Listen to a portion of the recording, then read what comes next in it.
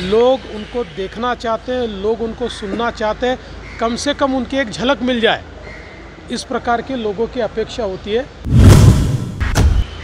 अतिशय आनंदाची गोष्ट आहे की आज रामटेक लोकसभा मतदारसंघामध्ये माननीय पंतप्रधान महोदय येत आहेत। ज्याप्रमाणे चंद्रपूरला अतिशय भव्य अशा प्रकारचा प्रतिसाद सभेला मिळाला, तसाच प्रतिसाद रामटेकमध्ये देखील त्यांच्या सभेला मिळणार आहे। जनतेचं प्रचंड प्रेम आहे आणि लोकांची किमान मोदीजींना पाहता तरी आलं पाहिजे अशा प्रकारची अपेक्षा आहे।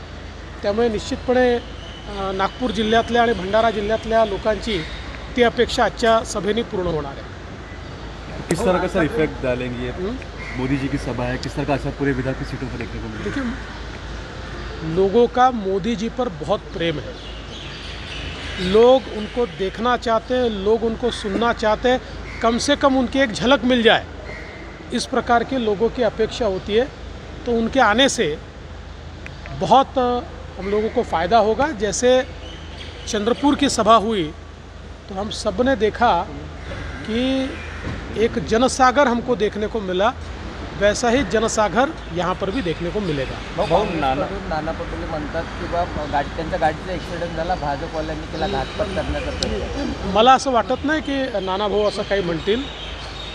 मी स्वतः नानाभाऊंची विचारपूस त्या ठिकाणी केली, मी त्यांना फोन केला। कारण ठीक आहे, आम्ही वेगवेगळ्या पक्षात असू, पण शेवटी आम्ही काही एकमेकाचे शत्रू नाही आहोत। वैचारिक अशा प्रकारचा आमच्यामध्ये निश्चितपणे त्या ठिकाणी एक सामना हा सातत्याने चालू असतो। ते मित्रच आहेत आमचे, त्यामुळे जसं मला समजलं मी त्यांना फोन केला।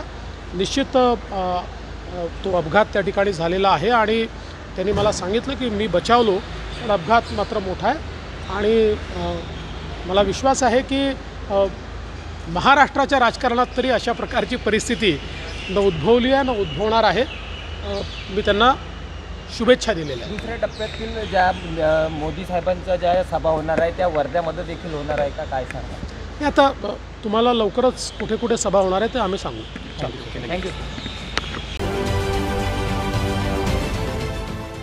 देश विदेशातील प्रत्येक घडामोडींचे लाईव्ह अपडेट मिळवण्यासाठी आता साम टीव्हीच्या सर्व सोशल मीडिया प्लॅटफॉर्मला लाईक, फॉलो आणि सबस्क्राईब करा।